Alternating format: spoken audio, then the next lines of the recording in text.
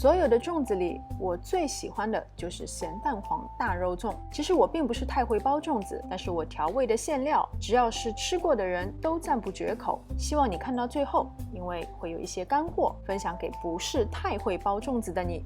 这里是900克的猪前腿肉，已经切成合适的大小了。15朵已经浸泡软的香菇，香菇蒂我没有去掉，我一般是把每一朵香菇切成4小块。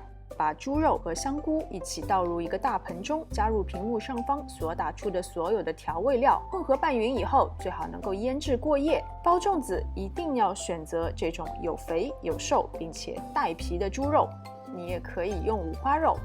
1公斤的糯米，提前1晚就要开始浸泡。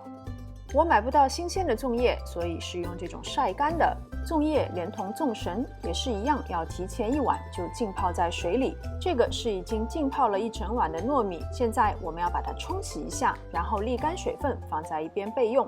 我只喜欢吃新鲜磕出来的咸蛋黄，如果你觉得腥的话，也可以在每一个咸蛋黄的表面喷少许的料酒。这里是75克的虾米，不需要提前浸泡，只要把它们冲洗干净就可以了。浸泡好的粽绳和粽叶，在使用之前，我还会把它们放在滚水中煮个3-5分钟，我觉得这样能起到杀菌消毒的作用。起油锅爆香虾米，油可以稍微多放一点点，炒出香味以后，加入少许的料酒增香。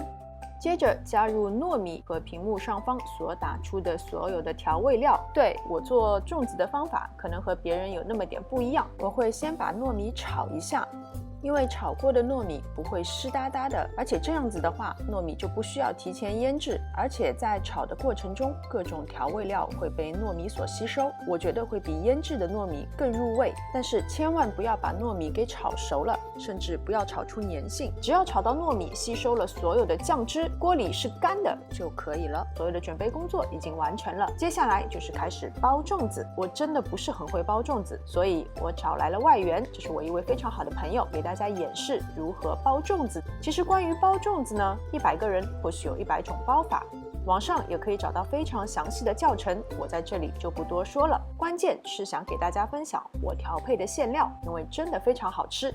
今天是为了拍视频，所以我找了会包粽子的姐妹来帮忙。但是平常呢，不可能每一次想吃粽子了就搬外援，所以我想再给不是太会包粽子的网友分享一个非常有用的小妙招吧，算是。如果是我自己包的粽子呢，分分钟煮到一半会散开，所以我到最后是用蒸的。蒸出来的粽子呢，唯一的缺点可能就是需要蒸比较长的时间才能里外全熟，但是它最大的好处就是它不会散开啊，你怎么放进去，它蒸完以后还是什么样。但是今天包的粽子很结实，不怕散开，所以我们就用传统的煮的方式。我是用的电压力锅，放入粽子，加水，再加1小勺的盐和1大勺的老抽，上气以后只要煮25分钟，然后让它自然释压，粽子就可以吃了。如果你家里没有压力锅，是用传统的方式煮的话，至少要煮3个小时。每次只要我一包粽子，孩子都会不停地在旁边问：可以吃了吗？可以吃了吗？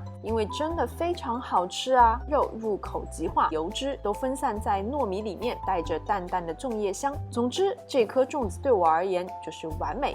好了，今天的视频就到这边，非常感谢大家的观看。喜欢我的视频，请记得点赞、分享和关注我的频道。我们下次再见。